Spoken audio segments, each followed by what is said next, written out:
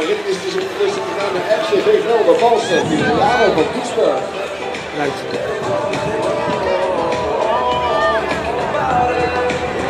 Maar u ziet maar goed zag.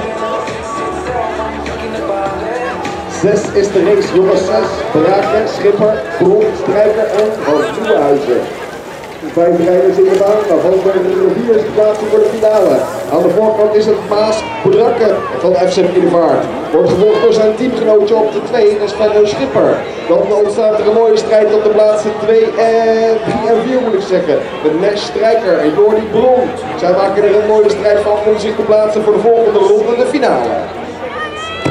Vooraan zijn het de teamgenootjes Brakke en Schipper met de 1 en 2. Laatste bocht uitkomen is dat nog steeds de 299 van Brakke. Hij gaat van de leiding, maar hij voelt de hete adem dichterbij komen van Schipper. Schipper neemt over en hij pakt de kwalificatiemodel nummer